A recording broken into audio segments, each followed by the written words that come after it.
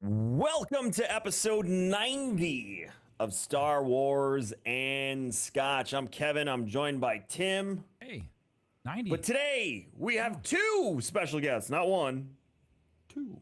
Gross. We have LeeAnn and Lauren from the podcast Most Things Kenobi.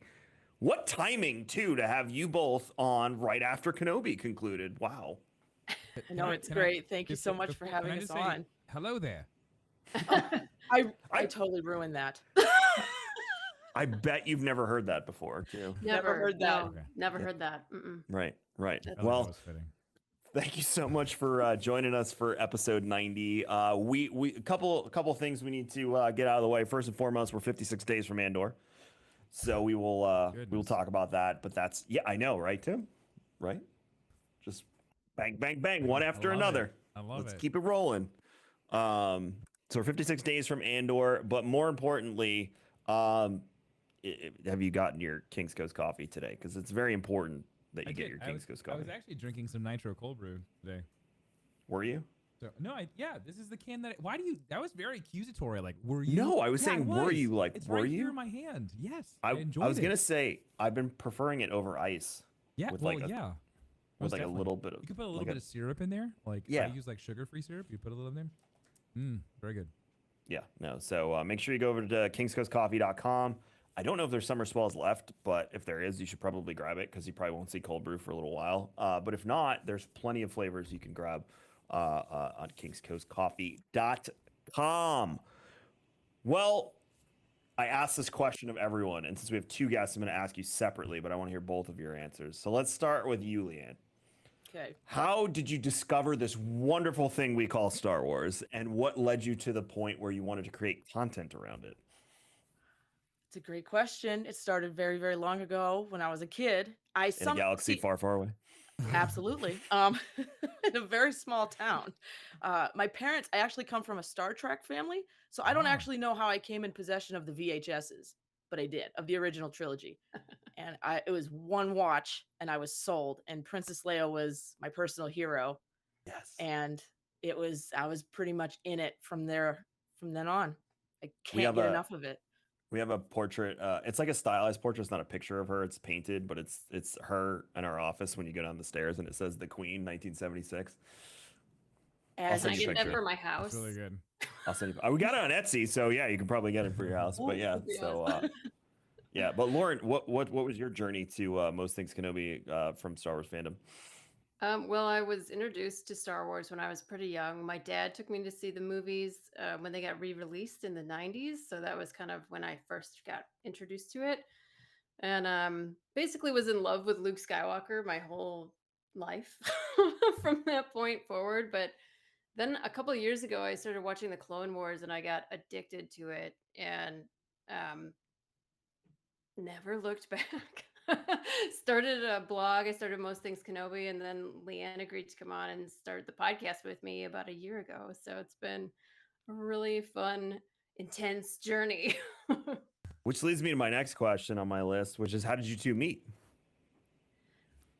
We actually met through Most Things Kenobi. it's very cool. it's a fun story. Total haphazard. It's why we call ourselves space twins. Leia's like my favorite.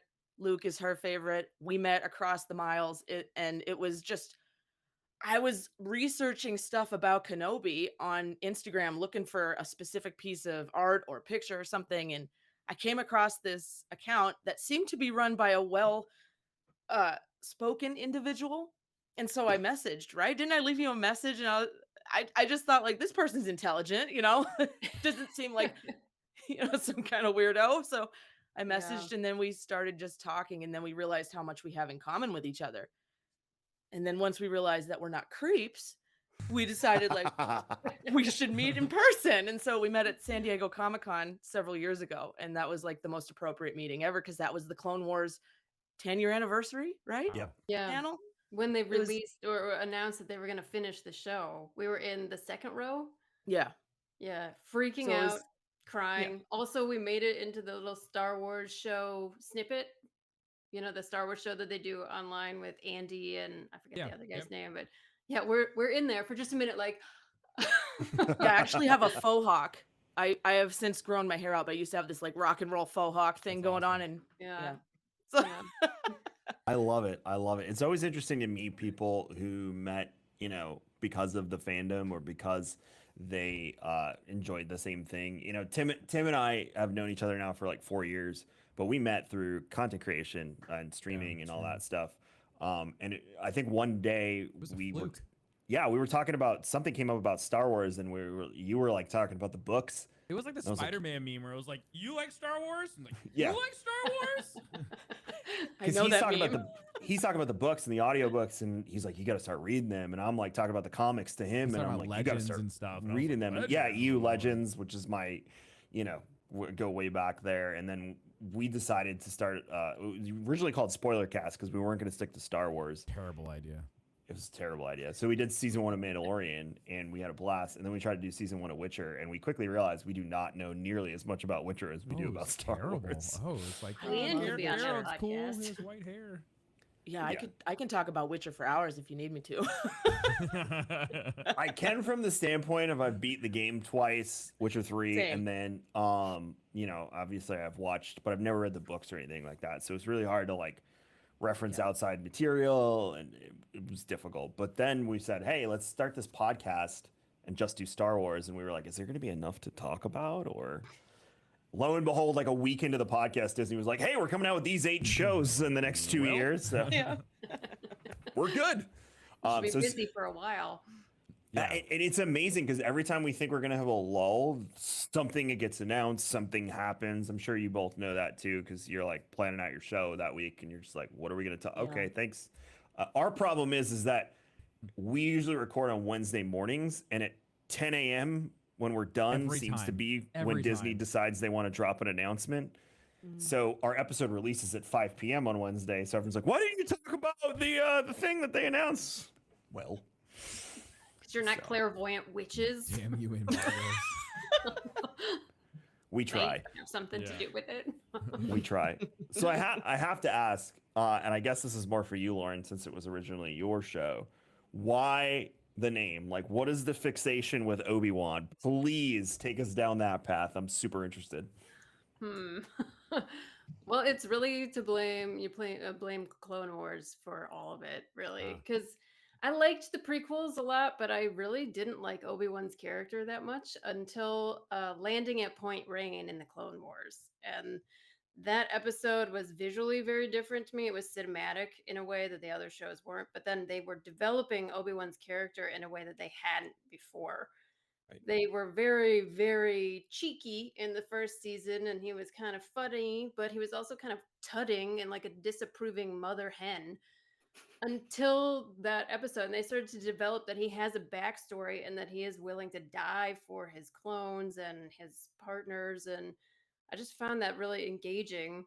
And then it just went even more insane on the show from there. So I think that he quickly became a favorite character of mine because he's far more complicated than they make him appear in the prequels. There's a lot more going on with his character. You can take him at face value, but if you start to like dive into the character and really explore different elements of him, you see that he's not what he appears on the surface, and that's really interesting to me. Yeah, I think again, the conversation we were having before we started, people that didn't watch Clone Wars and stuff don't really get the full picture. And that's just how Star Wars does storytelling. You kind of have to go searching for the depth if you're really interested in it, which is in the books, it's in the comics, it's in the animated stuff, and all the other places. So I can appreciate everything you're saying, because I do think even Anakin and Obi-Wan both have a way different dynamic if you watch Clone Wars than if you don't. And segueing into where I wanted to go here, which is the show, I think we saw a lot of that in the show. And I think for us, all of us, it really meant a lot to see it played out in live action, because we have known that this was the relationship for so long. Yeah. And it kind of came full circle. So when they announced, this is for both of you, when they announced that Kenobi was going to be a show, was it just like, oh my God, yes, this is perfect for us? How did that make you both feel? Like, were you like, this is our moment to shine type of situation? It was in phases, I would say. It was first excitement, and then like, oh God, I hope they don't screw it up, or oh God, I hope it's not like so over the top. We were hoping for something dramatic, not there's nothing wrong with lightsaber battles and pew pew and action and all the things that we love about Star Wars, but we wanted the depth that we crave with this particular character and his best friend. And so I mean, I don't want to speak for both of us, but I know that we were both extremely excited to see Ewan back, to see Hayden back, to see new characters introduced, like where they were going to go with that, how it was going to build on the story. And we just know that Ewan can do it. And I think now that the show is completed, he did it. Oh, He yeah. did the thing. Killed it. Yeah, and I think that kind of he was like unfettered in a way because in the prequels, George Lucas was directing and or at least producing, and he has a certain sensibility of the way he likes his actors to perform, and you see it in his other productions as well. It's not just a Star Wars thing; it's a George Lucas kind of sensibility. And Ewan was an executive producer on this. And if you've seen his work in recent years as he's become a director and an executive producer, you see he's bringing a lot more like emotional depth. And this is the perfect character and the perfect time to explore that depth for this character. So it was just like, I was very excited to see what they were going to do, but I was really nervous because he's such a favorite character. And Luke was my favorite character. And that was hard to watch some of the stuff that happened in the prequels, or I'm sorry, the sequels. So I was very nervous that was going to be repeated again in the show. But I was very, very happy with most of the decisions that were made. Now, I listened to the episode of your show, which I think was the Kenobi finale. So I know the answer to this question. I'm asking it for Tim in the audience.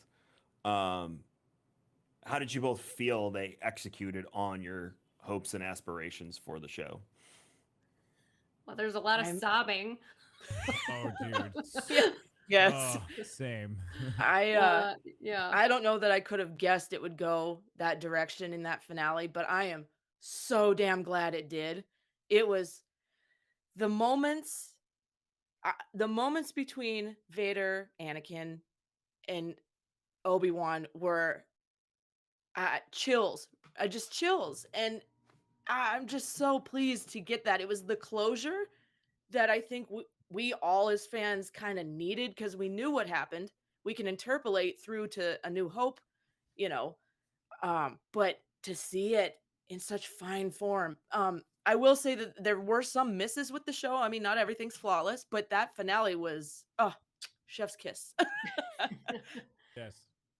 Yeah, I really liked seeing Obi-Wan get his moment, which we discussed in our episode, because we see little snippets of him being like a total fucking badass, especially in Clone Wars. He has these like really cool moments like between him and Maul and Savage Opress. Yeah.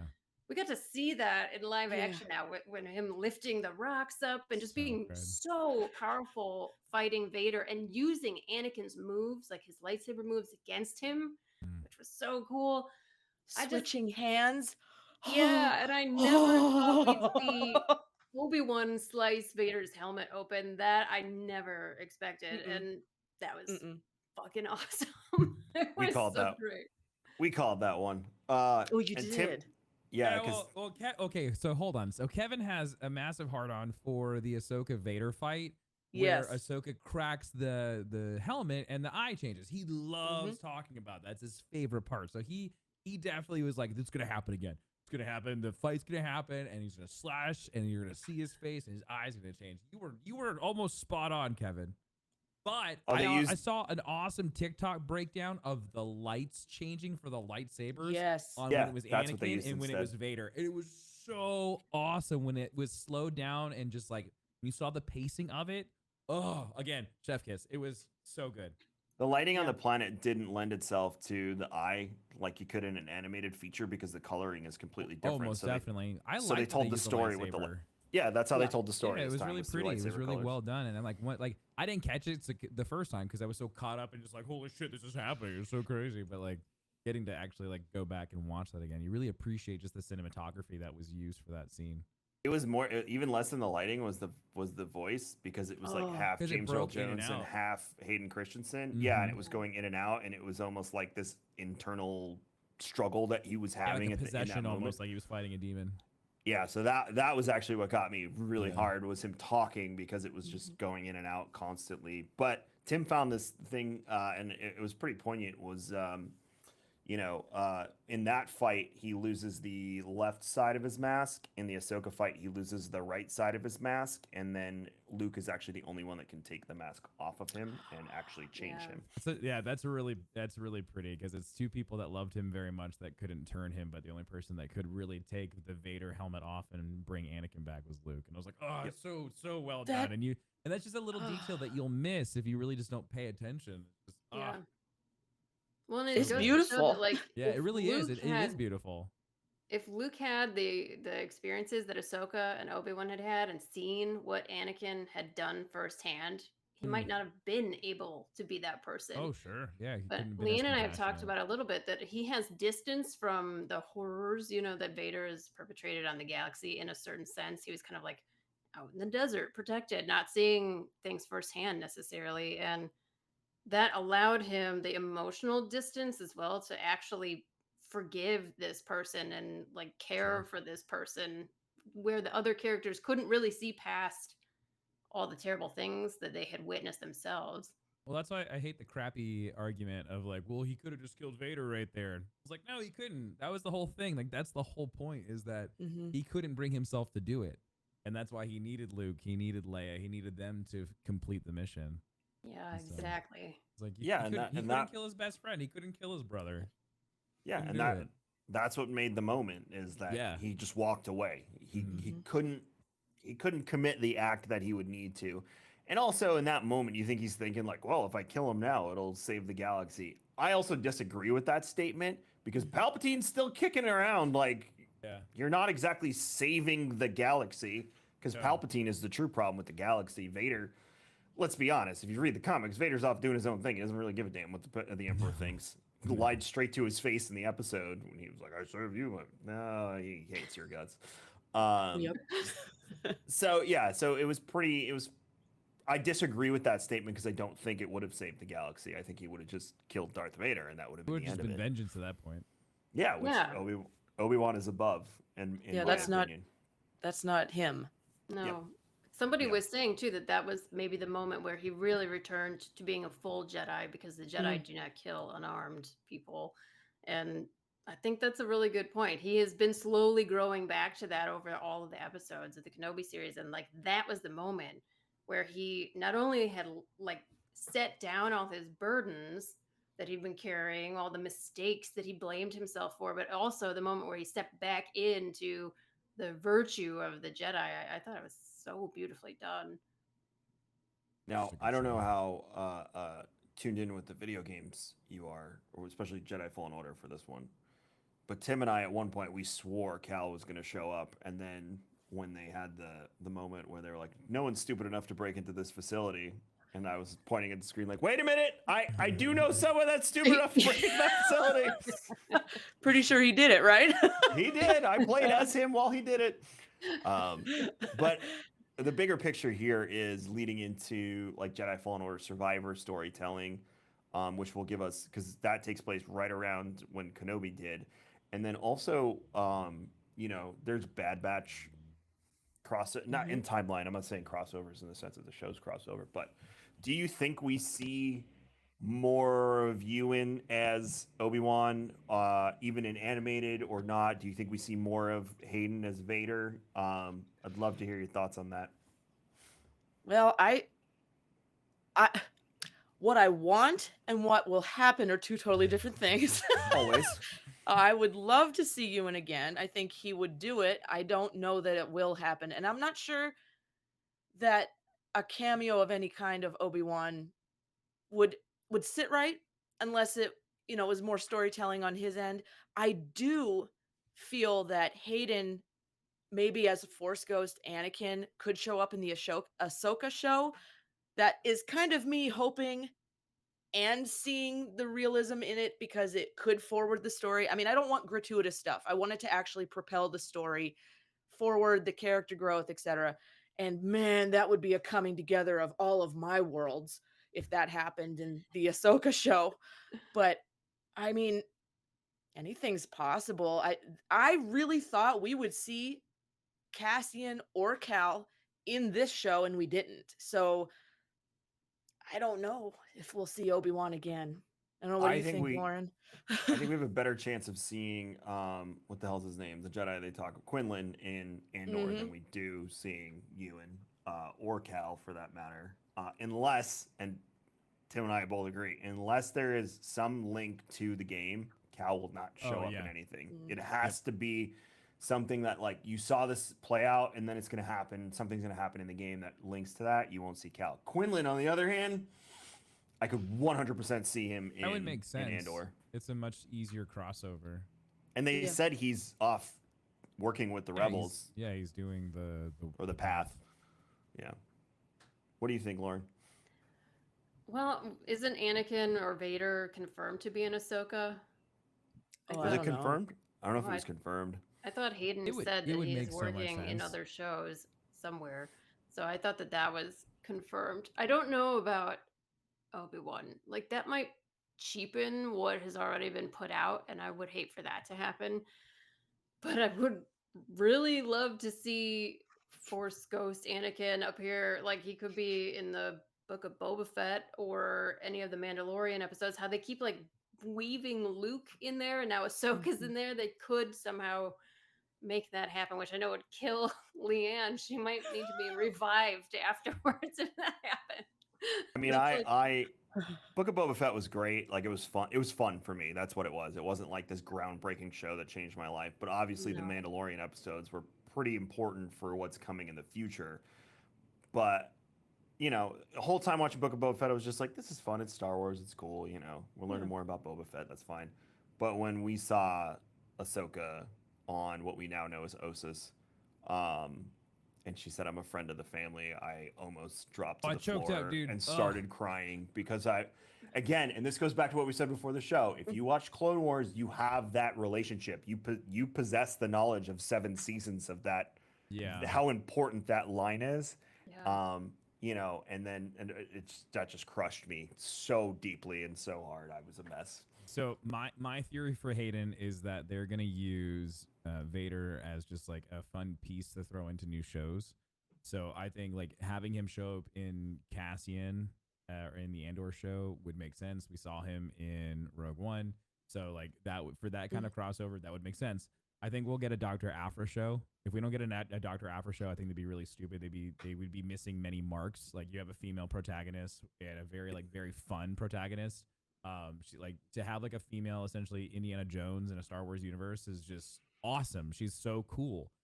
Please cast me. Vader, yeah, right. Wouldn't that be awesome? Like, I feel like a Dr. Aphra show just makes sense. I mean, like, she's so neat, and Vader's a big part of her story.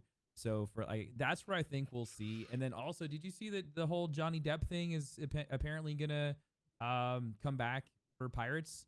The reason why I bring this up is because someone was bringing up Hondo being played by Johnny Depp. I was just thinking of other characters as well, and I didn't want to let. Oh my God, that'd be so good. I didn't wanna let that go, and it just popped in my head. So I just want to throw that out into the universe as Johnny Depp as Hondo. They do run the same, right? Like, perfect. It would be so good. But it would really need to be Jim Cummings' voice, though. Like, that's my problem. Is Jim I'm Cummings, partial. He makes it, right? He makes even the character. Even animatronic Hondo at Disney is Jim Cummings, so it's yes. Yeah. If Johnny could nail, which don't get me wrong, guy's a phenomenal actor, so there's a very good chance he could. Someone put that out on TikTok this morning, and I was like, yes, I agree with you.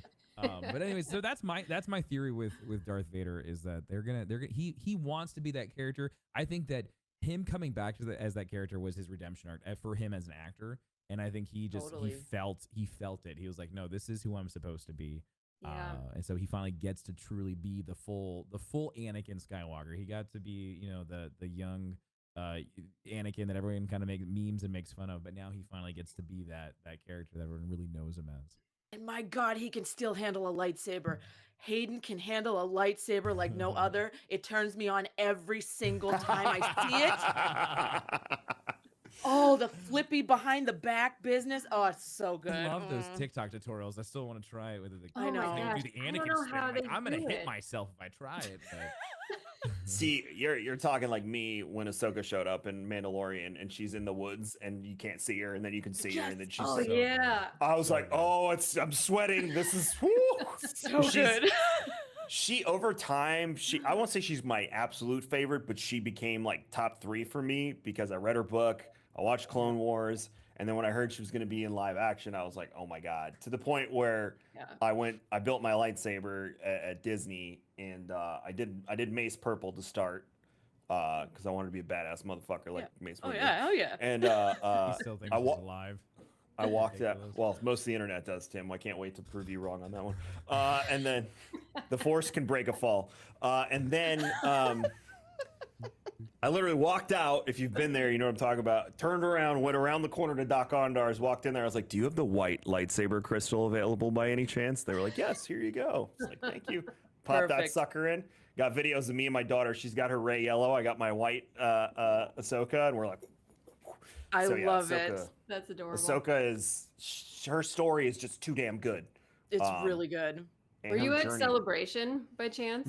No, it's a sore subject for us. Oh, I'm so sorry. But there is an incredible The Tales of the Jedi is coming out soon, and know. they showed us the first episode at Celebration, and it's about Ahsoka's birth. I saw the picture I saw of that. her as a Yeah, baby. me too. Stop. I was sitting in the audience next to my friend, and I was like, she's like, "Are you all right?" I'm like, "I'm not all right. I'm not." It was so beautiful the way they. Oh my God! There's a moment where Dave Filoni was talking about how there's an interaction with an animal, and Ahsoka touches its nose, and he said that is because she's an infant, she's a baby. So he's like, is she using the Force, or is it just because she's not afraid because her mother told her there's no need to be afraid? But isn't that really the same thing? And I was just like, "Ugh," I died. I just like the way Filoni thinks about Star Wars and especially Ahsoka because she's his baby, basically. Like it's so incredibly deep and moving, and I just love that her story keeps evolving. There's so many layers to it now. It's really amazing. And they need to dive more into the Togruta as a whole because they're just So badasses. They're When we amazing. learned about them in the High Republic, like their hierarchy, where they're like, oh yeah, they call her the Huntress. I was like, oh damn, I like them. They're this is cool. So Yeah. I want to learn more about them. So without giving anything away, will we learn a little bit more about Togruta in that He episode? talked about that specifically because people were saying, because they show like a mountain village, where she grew up, and he was like, I'm not saying that's the planet they're from. I'm not committing to what planet that is. And he's like, and I'm not committing to this is how all Togruta are. This is how her tribe was that she came from. So he's being very cagey about it. So you'll learn about them more, but just like realizing that they don't necessarily have a universal culture, which I thought was kind of interesting. That's Why cool. why does Dave speak in riddles like Gandalf and Obi-Wan? Because he is amazing. He is all wise, all knowing, and He's a Dave wizard. Filoni arrives precisely when he is meant to. So Right? That's how I feel. Like he when he posted the thing when everyone's like, "Oh, Ahsoka's dead," and then he posted the drawing he did with Ahsoka and Gandalf, and he's like, "Everyone thought I was dead too." I was like, "You're combining my two favorite things now, Dave. Like, come on, Yeah. why?" So Filoni no, gets it. he does. He Our does. He really Hashtag does. Filoni He gets it. understands. And that's why we all love. We're like, keep him in charge. Let him and John do Mhm. everything. Like, I we're like cool. Get Clone it, Wars. they I really do. understand, yeah. It's like my favorite. Yeah, we have our friend Sawyer who's been on the show a few times. She's on TikTok with where her content is, but she called it. We were talking to her. She called it the Filoni-verse, and Tim and I started laughing. I was like, I like that. I was like, Yeah. yeah, That's where I want to live. the Yeah, Filoni-verse. seriously. So We live no, inside that the was greatest interesting, mythologies of all time, all under one umbrella. right? He's actually a Uh, hometown hero of mine because we're from nearly the same area in Pennsylvania. Interesting. So, and we're both huge Pittsburgh Penguins fans. You ever see Filoni all the time? I know some people aren't going to like that, but me and Filoni, we got things to talk about besides Star Wars. You guys are He like So always has that pretty Penguins hat. much. he does, and so do I. I can't even talk shit because all your Stanley Cups. So we'll just. I know it's a thing. I'm an Islanders fan. Tim's a Lightning fan. So Oh, Alright, well, yeah. the Lightning had their moment. Yeah, that was all right. Yeah, no, I just suffer in pain in the corner. I'm sorry, I feel for you. Everyone's like, they won 4 cups. I was like, yeah, I was like 1. So it didn't really do much for me back then. Still had their time, Kevin. Yeah, it was great. Most of my teams won in the 80s when I was barely old enough to know that they were winning. So Andor, like I said at the top of the show, we're 56 days away. Tim and I believe that the way Andor is going to be the Mission Impossible of the Star Wars universe, just like Dr. Aphra has the potential to be the Indiana Jones of the Star Wars universe. Yeah. I would love to hear what both of you are expecting out of this show, and what are you predicting out of this show? Because we've made ours, and I'd love to hear yours. Well, I got to see Diego Luna at Celebration talk about it a little bit, and he says that Cassian is not who we see in Rogue One. Yeah. He says he's very selfish and self-centered, and things happen to him that changes who he is, which I'm really excited to see, because Diego Luna is such a fucking good actor that it'll be really fun to see him grow and change and develop. And he said that one of the great things is he knows he's not going to get fired from the show or killed. This is true. So he'll survive for now. Yeah, I don't know. I'm excited to see. I'm assuming that we're going to get some context for the comment he made to Jin about, this rebellion is real for a lot of us for a long time. And I'm really excited to see what that means, because I'm sure they'll put context to it. Tim and I have always been hung up on the line where he says, I've had to do terrible things. Oh, we're gonna see some really dark stuff, man. He's gonna kill some people. Yeah. And he's gonna feel bad about it, and he's gonna have nightmares about it. I mean, you already see it in Rogue One, where he kills that guy, the informant. He knows he has to do it, but then he doesn't want to do it, and then he starts to not want to kill Jin's father. It's like this. He's been asked to do this too many times, and it hasn't changed the outcome necessarily. So I'm excited to see the very first time, that he's asked to do something like that. It could be really interesting. Yeah. I think they use Kenobi to lay the groundwork there with the path and showing you how dire the situation was with what was his name? Roken. Thank you. Which I would assume we'll see him in Andor. He's completely right where we leave off. It's gonna go right into Andor. There's no doubt. So I'm assuming as the rebellion picks up, he's gonna play a major role in it. But my feeling is that they laid the groundwork there. We kind of know stuff about the rebellion, obviously from Rebels, and obviously from the movies. But aside from Solo, where we see the birth of the rebellion at the end, we've never really dug into the nitty gritty of it. So that's what I feel like the show is going to showcase. The trailer at least spoke volumes to me of that, when they're shutting the doors and they're all acting normal. That's why I feel like it's going to be this spy heavy resistance. And I think in the new media, we've really felt the pressure that the rebellion felt, especially towards the beginning of all of this, and that it was very dangerous to make the decision to go against the Empire. People will die and horrible things will happen to get us to A New Hope, where it's kind of it's less. That's the best way I can put it. I feel like we're going to have to go through this emotional, traumatic, the rebellion was horrible and awful. We use the example that, Star Wars is based a lot on World War II. Obviously, the Empire is a metaphor for the Nazis and whatnot. And, we talked about, I think it was last episode, 2 episodes, Tim, where we talked about the French rebelling and how it wasn't this hunky-dory, let's fight the Nazis. It'll be fun. It's hiding and, using guerrilla warfare and doing terror. I just watched Turn because of July 4th recently, too. And same thing, when they showed the Revolutionary War, we always imagined a bunch of guys in coats in a field shooting at each other. No, the Americans hid in the woods.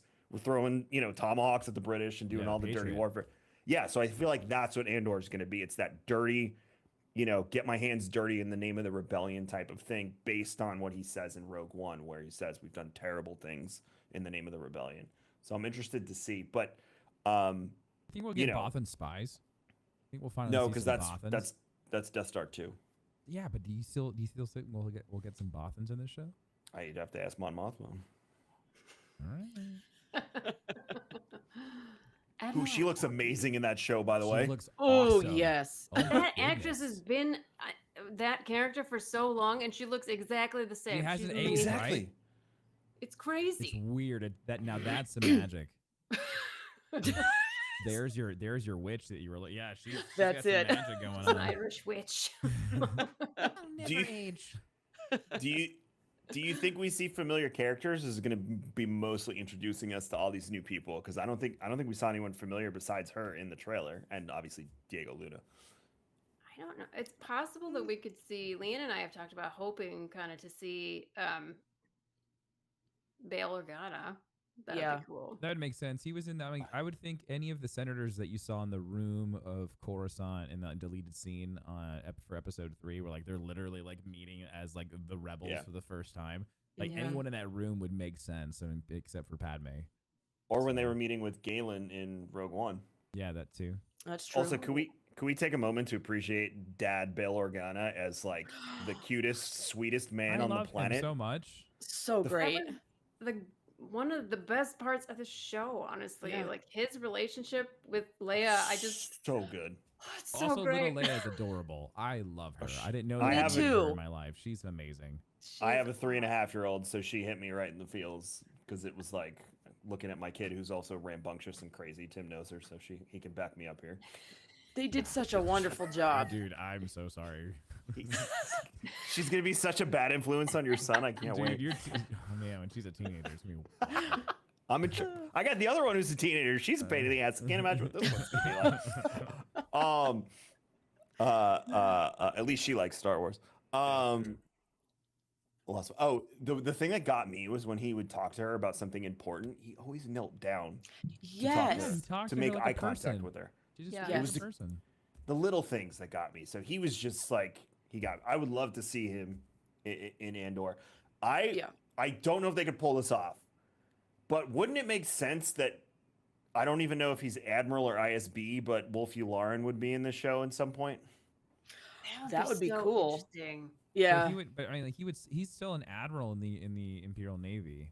Is he? He's not ISB at this point? No, because Admiral Yularen. He's they show him in they say it's him in the meeting room on Death In Star. A New Hope. Yeah. In A New Hope, he's there. He's the only white tunicked admiral that's at the table. So when does he join ISB then? After that? Well, isn't he in Rebels? Is that where he comes in as he's investigating? Yeah, he's got his Yeah. He's got his Yeah. white hair and he's ISB in Rebels. So That's that's why I don't know when it definitely- happens. That's before A New Hope. It is before A New Hope. It's it's what, like a year or two or somewhere in the Something timeline. Yeah. Well, this is where I ask the question: do we get Kanan and or Hera at all? Will they be special appearances? Because I would die. I could see Flat Hera out. not. I don't think Kanan. Not yet, Kanan. That crossover. It could be a pre-Rebels crossover. Yeah, because They the would- Ghost is in Rogue Hera would One. make so much sense. Yeah. So Using General Syndulla, right? They Exactly, say that in so- Rogue One, so they're definitely in the base together at that point. fingers crossed. That's what I'm hoping That's for. a great idea. Oh, I never. Oh, Because they'd have to I have like that a Freddie lot. play Kanan. Like they wouldn't go back on that, especially now that Katie played Bo-Katan. Mhm. They know that the voice actors can cross over and play their live action counterparts, so it would have to be. And Freddie, obviously, we know if they gave the part to someone else, Freddie would flip the fuck out. So this is, Yeah, of this course. is true. Yeah. He could do it if they put the little hair on and gave him like a little ponytail. He could do it. He could look like he could look. Is the character even still alive though? I thought wouldn't he be dead by now? Not in the Andor show, but Who, he'd be dead Kanan? by Rogue One, right? No, I'm only He's- talking about. Andor. Andor. Like appearances in Andor. he should be alive during Andor. If the timeline is correct in my head, he should still be Yes. alive. I think so. That would be really cool. LeeAnn, you're hired. Well, I'm trying. Doing my best.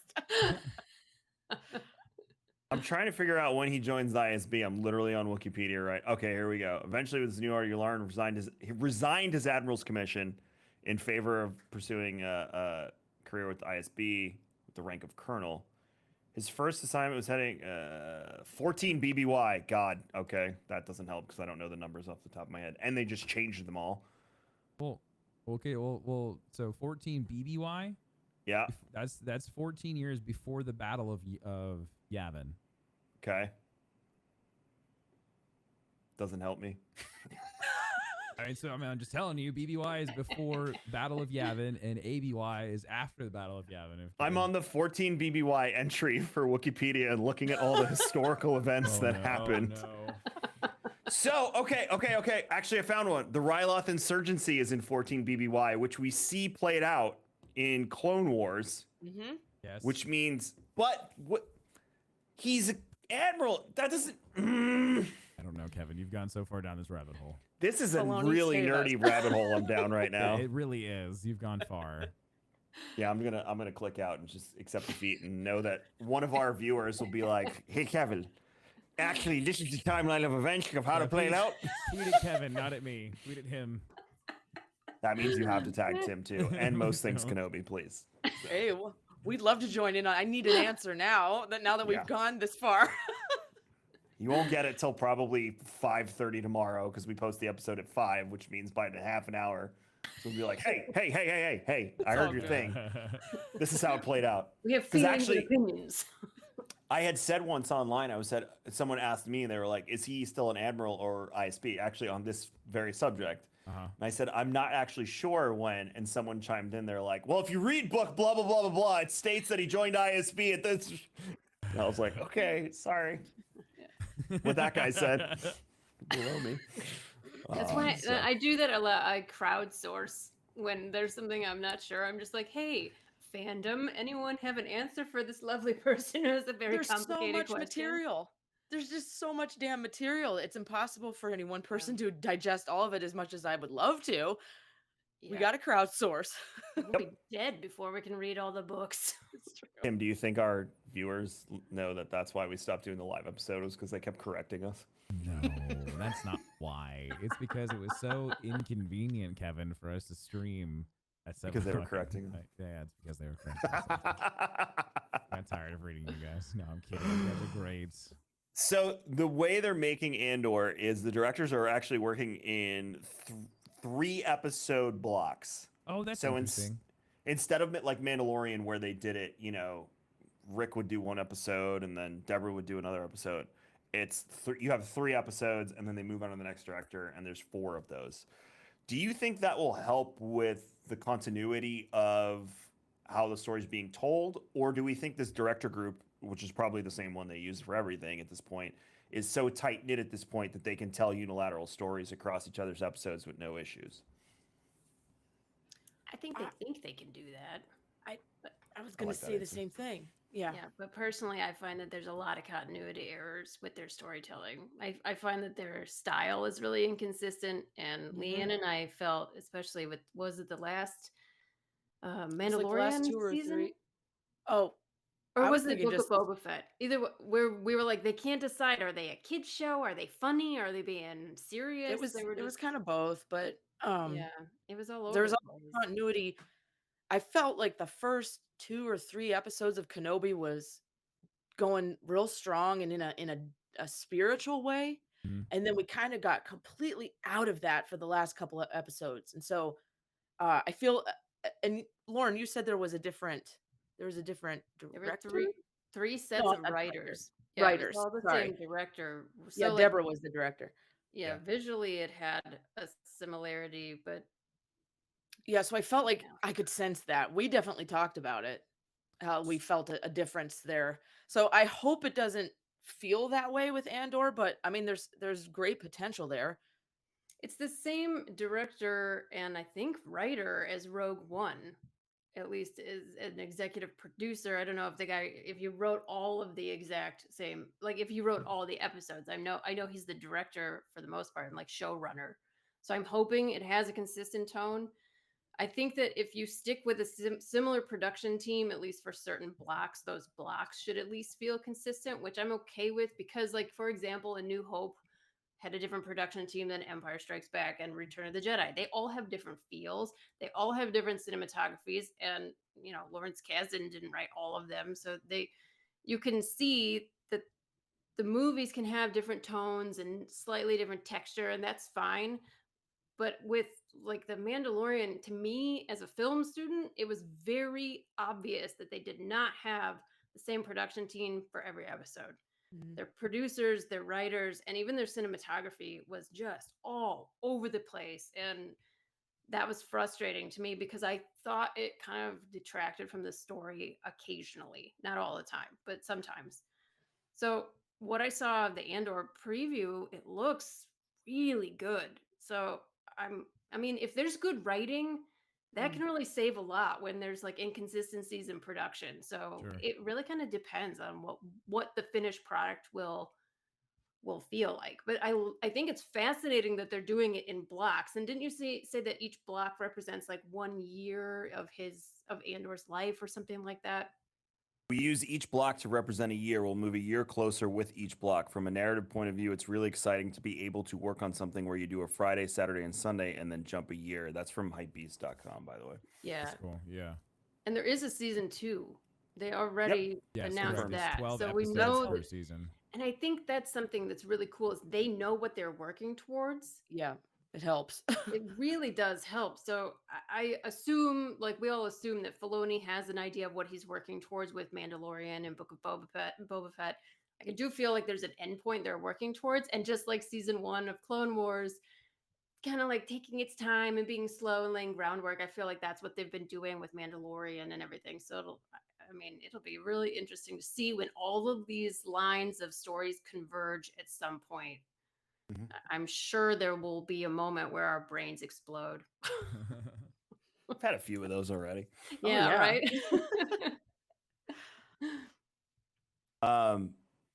Another bit of news. This comes from express.co.uk. Star Wars remaking original trilogy's key scenes for Disney Plus. I'm making a face if you're listening on the audio version. See that face? Sorry. Oh, yikes. Okay. Oh, I know that face. Yeah, it's not a good one. Bob Chapek is said to Oh, be yeah, that pursuing a guy. big change from the original trilogy movies. What? Refilm some key scenes from the original trilogy for a brand new Star Wars project. It is going to What? take place during the original trilogy movies and just after. They have to do with the Battle of Yavin. Yep, Tim is laying on the floor if you're in the audio version. He's doing He's what we're all moaning feeling. and rolling back. He's coming back. Like, Thank you. why? Oh my God! Yeah, Talk about don't trying to milk touch the. Oh, Those. Don't touch them. Just Hands off. yes. it's Yeah. not okay. See, but that's the problem with this CEO compared to the previous one. The previous one let the stories do what they needed to do and helped build his empire over time based on the stories. This guy sees dollar signs and he just lunges Disney at the dollar signs and goes for it. This, yes, it'll make waves. Yes, people will buy Disney Plus just to see it. Yes, you will make money, but you will piss off people like the four of us doing stuff like this because we already had the trilogy scenes reshot, redone. Lucas had his fun. I think we all agree that I prefer the original. I'm not going to speak Well, for I mean, everyone like, on the show. okay, so like it helps with continuity. I mean, like he had to fix the whole Jabba the Hutt thing. I get it. Like, there's definitely like there's changes that were made that I get it. I understand. But what's the point? Like, what is literally left to get out of the original trilogy story that we haven't already gotten? Like, that's all Money! taken care of. There's nothing left. Like, I just like I'm no. all about filling the gaps to get us to where we need to be. Like, Obi-Wan makes perfect sense. It gets us from 3 to 4. It really helps bridge the gap. There's stories that get us from Rebels to Episode 4. Like, there's all these things that get us from point A to point B. But like the trilogy, the original Skywalker saga, like that's all done. Like, why do we have to fill more stuff in it? We don't. Yeah, we don't. Like, Yeah, they said they insert were the done. Vader meme of no. Yeah, that's how I feel. Yeah. Like, I why? mean, like, even like a Dr. Aphra is so still far away from even. Yeah, it happens during the exact same timeline of Empire, but like it's still so far off. Like, it doesn't even intersect with the movies. Like, I'm okay with ancillary content that like is around the same time. It doesn't touch the original movies. Your core base at this point wants you to tell stories that don't have to do with Yes. the Skywalkers. Yeah. Like, Oh. your core base at this point is crying for you to tell other stories. And they introduced the High Republic, and again, I don't know what you two think, but Tim and I love it. We think it's a great stepping stone to new content. There's no predetermined, I would have done it this way or this character should be handled this way, because they're all new except for Yoda. And then on the same time, you have the Old Republic just sitting there collecting dust. Obviously, we know we're getting a remake of the original game, but those, like, that's my Star Wars. Like, that's when I got interested, was when I played KOTOR 1. Yeah. Yes, I'm dating myself. He's old. I am. And that was my Star Wars, was that, because I remember playing that game, and to this day I think it still has the best story in any video game that has ever been made. I will fight someone on that. The controls are absolute shit, but the game itself, you know, the story and the journey is just, I haven't played something that made me feel that way ever. So you have all of these other interesting time periods and eras. Like, why do we have to beat this with a stick? Like, it's cool that we're bringing live action and doing all that stuff, but I just don't understand why we keep going back to, oh, let's remake the original trilogy again. It's like, just leave it. And if they're going to do that, Tim, are they going to do what we said, which was like the original version of the movie, the Lucas recut, and then are they going to do a Chapek recut or something? Because I don't want that to be the only movie on Disney Plus of that version of the movie. I want the original on Disney Plus. They still haven't done that, but they should have multiple versions. I don't know, Kevin. This makes me very grumpy. The whole idea of them just like touching it, like I understand why Lucas touched it. Like there was things that needed to be fixed, but if they're really going to like reshoot stuff, or they're gonna create like content that's supposed to fit within the movie that you have to watch, like, it's just, you're gonna really piss off the fandom. That's not a good move. Well, and like, are they planning to reshoot this stuff to insert it into the cuts? That's the or whole are they thing. Yeah. like, Yeah. I don't know. No. which is weird because they've made it pretty clear that they, like, the way they've handled original trilogy characters and the way they've set up, you know, the sequel trilogies was to kill off all of those characters and just Yeah. put a stop to it. And I think that since then they've moved into the Dave Filoni area, so it's a little bit like nicer towards the original trilogy characters. But they at first made it clear that they wanted the original trilogy to just kind of like stop being important, which is so stupid because the fan base is born out of that. Like our parents and our cousins, like my cousins were the ones who were like alive and the right age for Star Wars when it came out in the 70s. So like, without them, you don't have any of the stuff that exists now. So I just wish they would stop fucking with it. Yeah. I couldn't agree more with that, all of that. Put some respect on it. Yeah, just make some things untouchable. I don't see why asking that is a big, like, are you going to go back in 25 years and redo parts of Endgame? No, the movie's fucking great. Don't touch it. Yeah. Like, leave Don't it. touch that one either. Yeah, there's just certain things that should not be altered or changed, and the original trilogy should be in that. You want to go screw with the prequels? Have fun. I don't really care. I hate the first two movies anyway. Except for the last 10 minutes of Phantom Menace. Pretty much. Go for it. You want to you want to retcon the sequels, which make Tim and I laugh every time someone says that. Sure, if that really will make you happy, go for it. But we know they're not going to do it. It's dumped billions of dollars into that at this point. But like, just don't touch 4, 5, and 6. There's no reason to. Yeah. It's wonderful the way it is. It's why we're all sitting here. So, precisely. Yeah, Chapek needs to chill. I hate his guts, in case you couldn't tell. Really despise that individual. He makes, as Floridians, we hate him even more because he ruined our Disney experience. Like, Tim and I had passes. We could pop over whenever we felt like it. Can't do that anymore because Greedy McGreedy Scrooge McDuck just freaking ruined that whole experience for us because they weren't making enough money off of locals. Come on, Kevin. The lightning lanes are fine. What you talking about? Yeah, for only another $100, you can have a full day of lightning lanes and enjoy it. Just double the price of it anyway. You're so grumpy. Speaking of Disney, LeeAnn, give us your honest to God review of the Galactic Starcruiser. I will tell you this: Tim and I are humongous skeptics of it. Humongous. There's a reason to be. I will say this: The experience is who you bring with you in your group, because Okay. we had a blast. We had a good group, all huge Star Wars fan. We had one who is like there, knows Star Wars, is just there for the party kind of thing. He Sure. even appreciated it. But there were plenty of misses. It's a bit much. It's a lot of pomp. I don't think for your money you get the experience. For me, I don't feel like I got my money's worth, but it was something that I'll never experience again, and so I soaked up as much of it as I could. It was the people I was with that made it. There's a whole running storyline, right? You're part of this ongoing background story, and you get out of it what you put into it. If you want to be super interactive and like talk to random people, the cast members, the characters, the entire time you're on the ship, so be it. But like my storyline, my part in the story ended pretty early because I just stopped talking to people because I was like tired and annoyed, and I just wanted to like be free on this ship, right?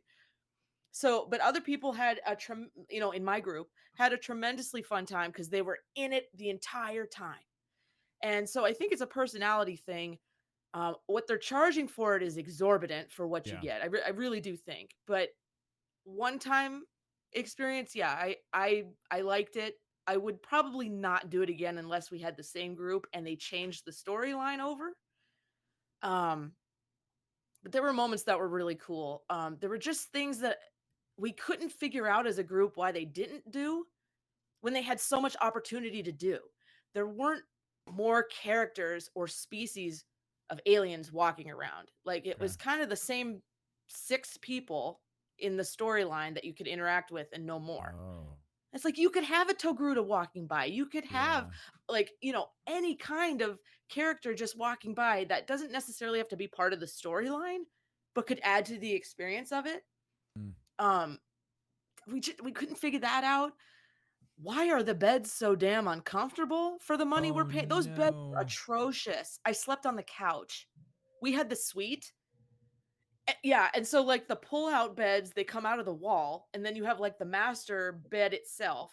So you think you have a group of 4 so we had 7, 3 in one room, 4 in the master suite. So we had a living room. And like there wasn't enough room for us all to sleep in there. And it was like, granted, you're not in your room that much, but my biggest complaint was like, they were uncomfortable. That's my biggest complaint. Oh man, but like that's the whole thing, is it's a hotel. Like at the end of the day, it's a hotel. It's still bottom line a hotel. And I know I'm like nitpicking right now. It was a very cool experience. I got to live my Jedi fantasy, because like you cosplay kind of when you go in there, and I did my thing. I think I represented fairly well. But at the end of the day, they felt like they were just kind of kicking you out. And that is something my entire group felt. Like when it was over, and they had no qualms of being like, okay, time to go. You got to go. We got the next group coming in. See you later. Bye. It was really bad because, all of your screens in the bedroom are like you're flying through space. Very cool. Yeah. They had the map up of like where your ship is in relation to like Hoth or Bespin, or like on your way to, around these different planets and stuff. Really cool. The morning yet you left, all the screens were totally blank. There was no like we're docking now. No. Right? To just kill your entire immersion experience when you just learn it's time to leave. Not and like, hey, we're docking into port. It's time to like go about. Ew.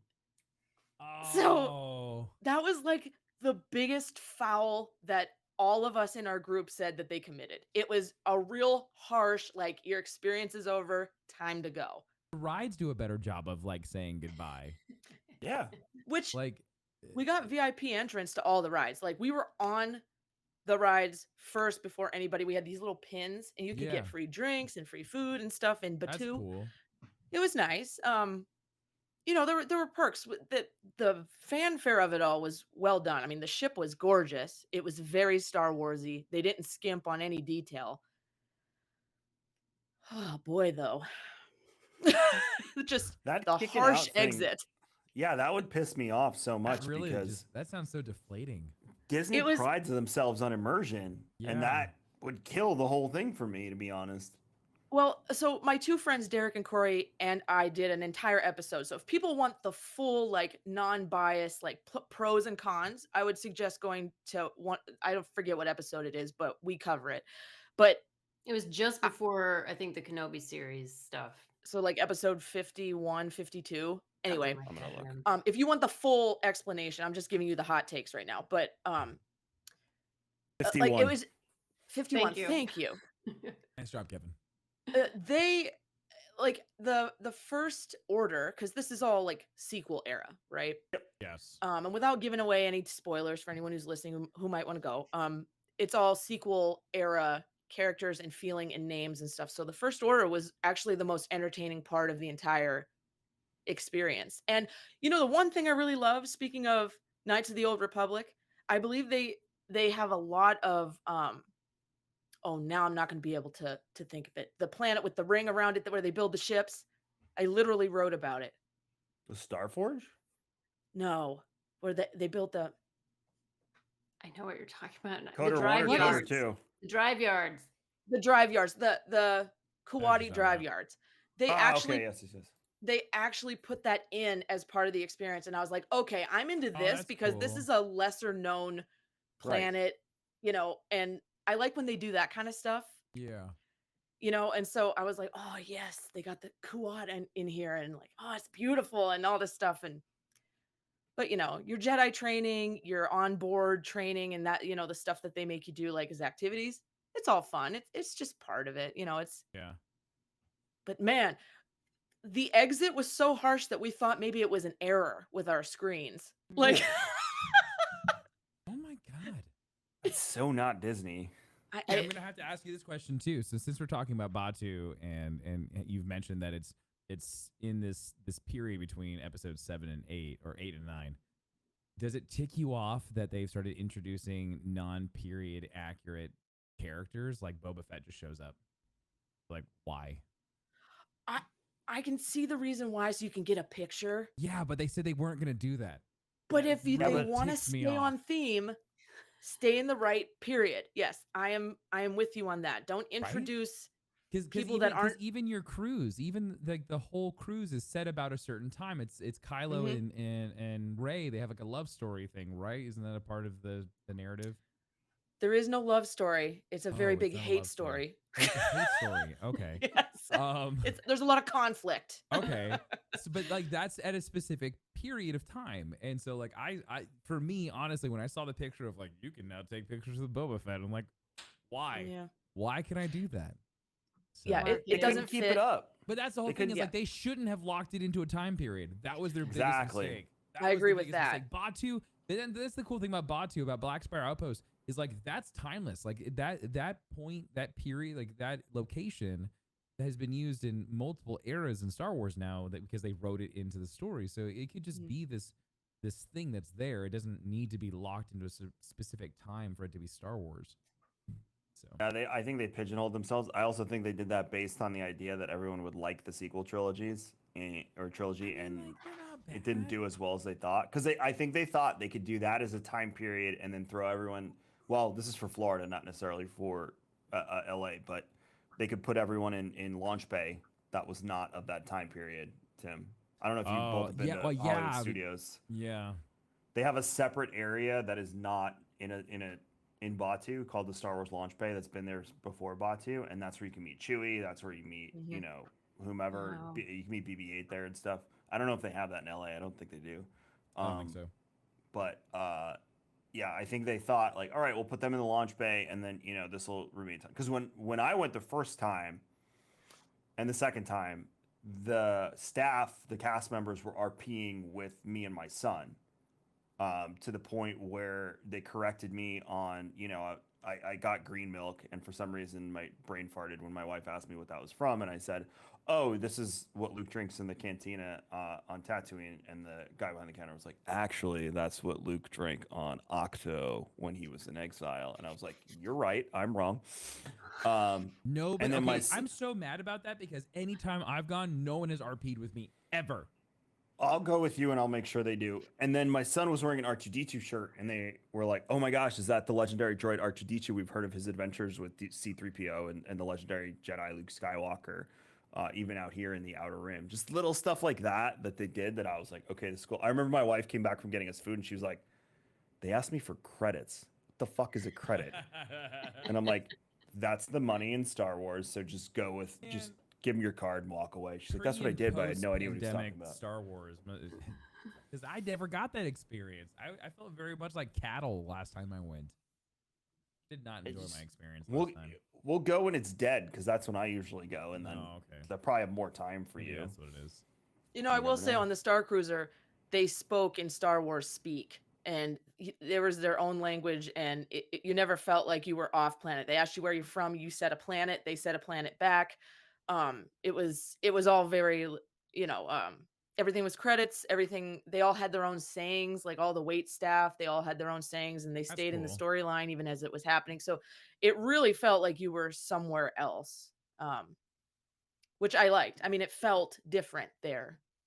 The one thing about Batuu that always bothered me is the fact that it's Kylo Ren, but we know what becomes of him as Ben Solo, who I love so much more than the Kylo Ren side of him.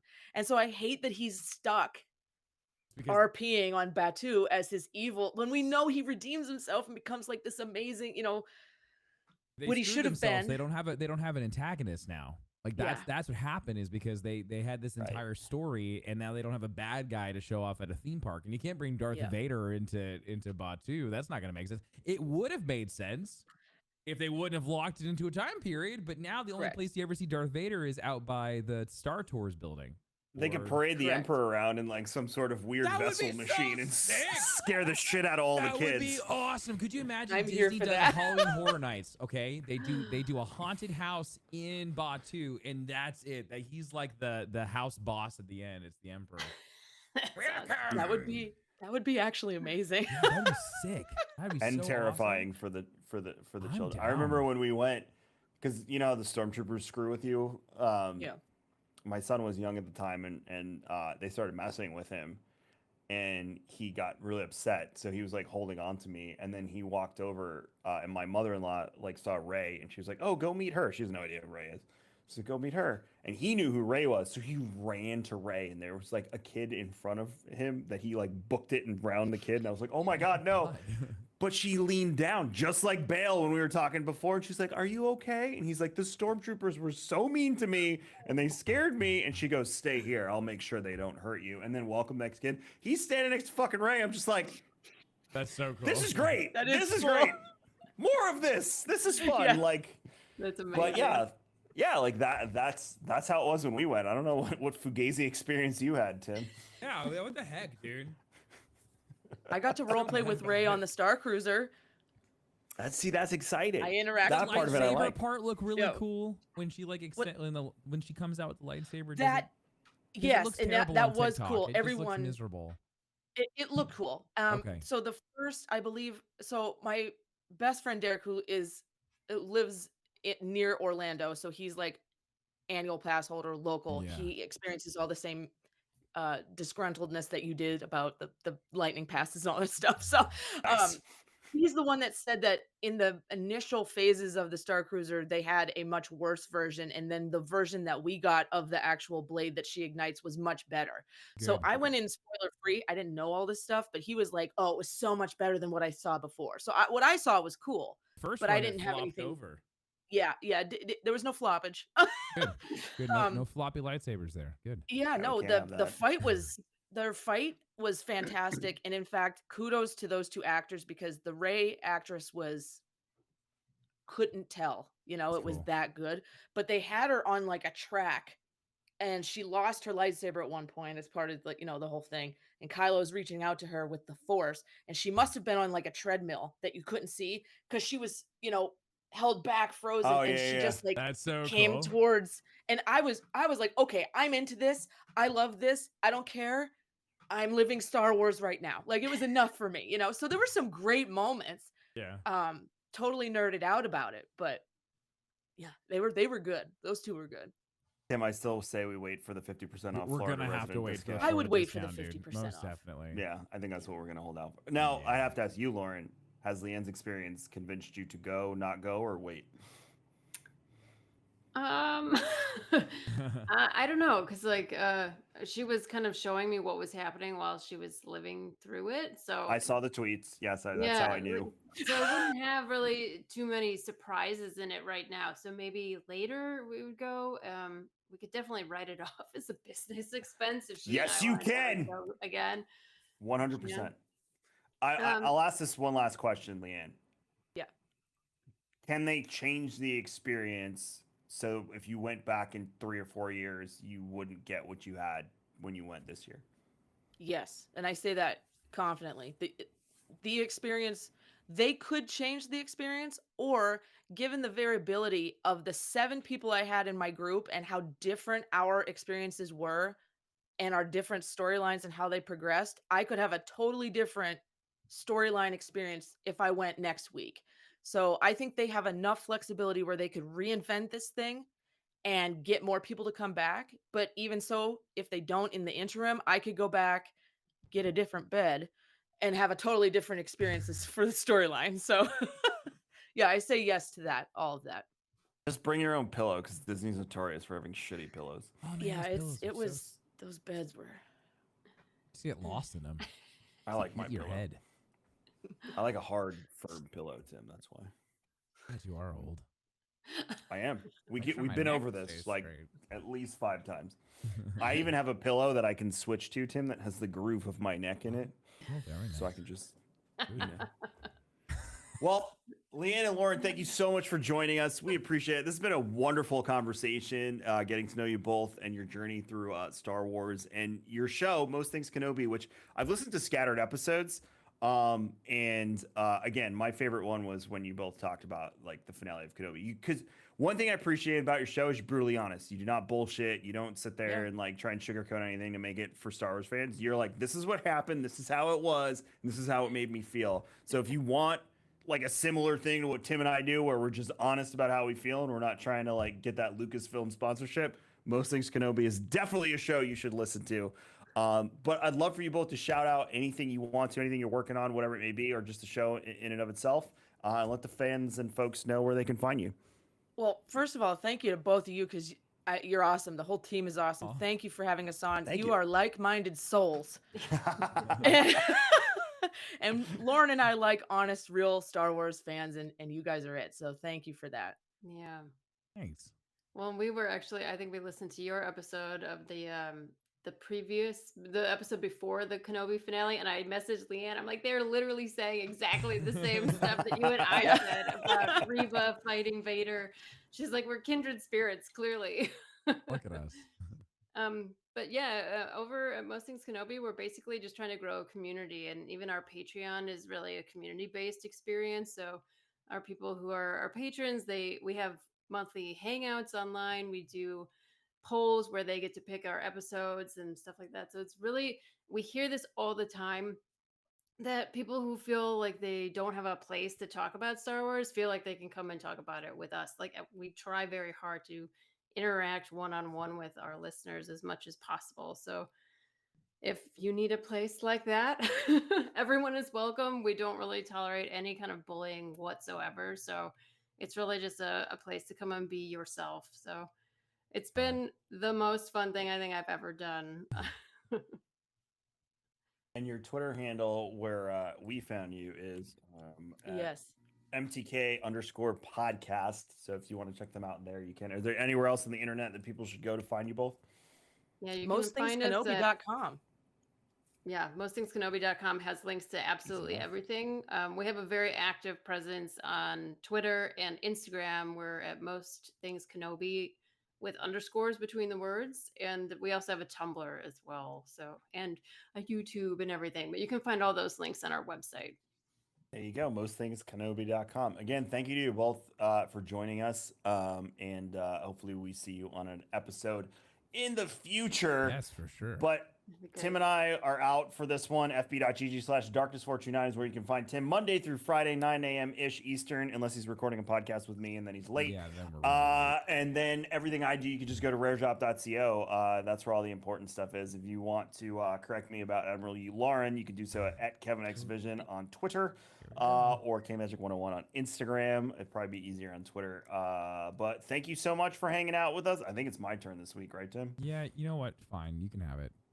You May sure? the force be with you. Oh, you dick!